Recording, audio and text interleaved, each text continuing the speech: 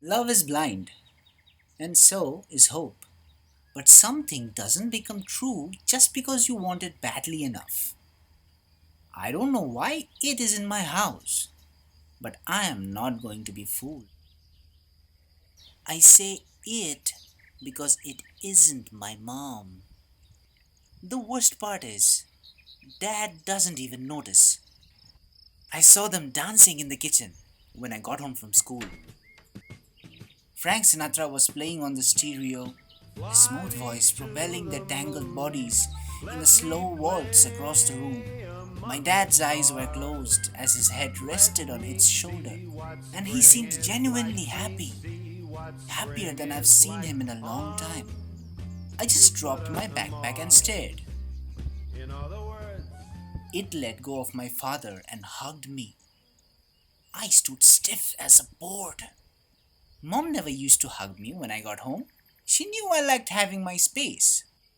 But there's no denying how soft and warm she felt, or the lavender odor of her shampoo washing over me.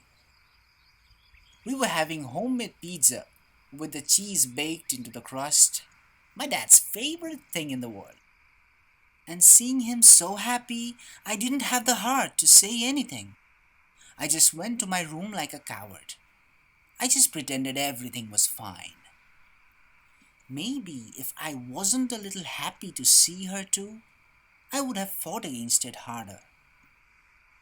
It's been hard for all of us since Mom died, but that was no excuse to let it into our house, just so we could pretend we were a family again.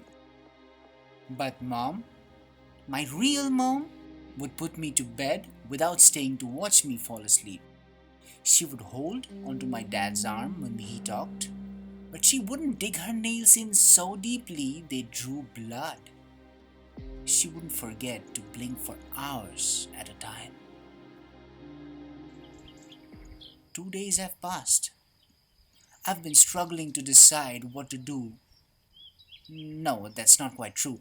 I know what needs to be done, but it would be so much easier to just keep pretending like my dad. Maybe in time I would even forget that a drunk driver T-boned my mom's SUV while she and my dad were coming home from their date. I would forget the bloodstains on the asphalt and the hours I spent waiting for her in the emergency room. Maybe I would even forget how it felt when she didn't come out. Then again, maybe those are the memories that aren't real. They certainly don't feel real when my mother, it sits between us on the sofa to watch the evening news. But letting her be replaced, even it was easier for dad and me, wasn't any way to respect my real mom. It was for her, not for me, that made me finally speak up. Dad, we need to talk about mom. I had waited to corner my dad until it went to the bathroom, which doesn't happen nearly as often as it used to. He just kept reading, not even returning my gaze. He knew what I was going to say, he just didn't want to hear it.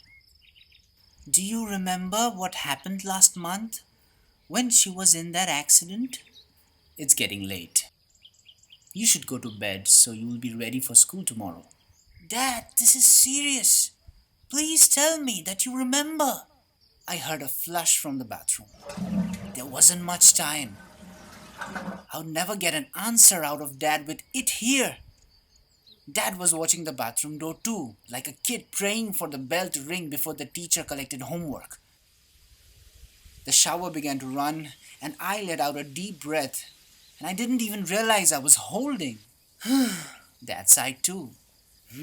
There was no getting out of this. Yeah, I remember. He stared back into my eyes. I finally had his attention. Do you remember the hospital and what happened after? Yeah, it was a pretty bad crash. We were also fortunate that nobody was hurt.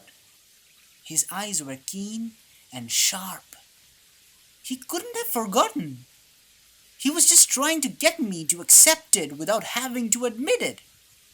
For my real mom's sake, though, it had to be said. She died, Dad! We went to her funeral! He didn't flinch, didn't even blink. He just smiled. Don't be ridiculous. She's in the bathroom right now. I ran over to him and grabbed him by the shoulders. I shook him, but he didn't fight it. He just kept staring at me like I was a puzzle he was trying to solve. You're lying!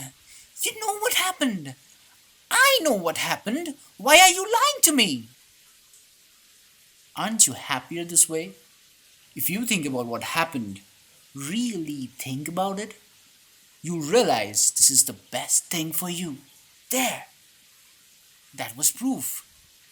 He wasn't trying to evade anymore. He wasn't even averting his eyes in denial. The shower stopped running, but he kept his eyes on me. That's when I realized I couldn't remember the last time I saw him blink. Dad had been in the accident too. Why hadn't I wondered why he came out unharmed?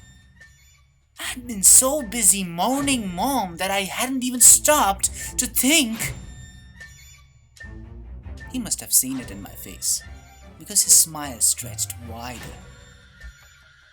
Now you understand. But you mustn't let Mother know that I told you. She wants to have a family so badly, I would hate to think what she would do if she found out you didn't think of her that way.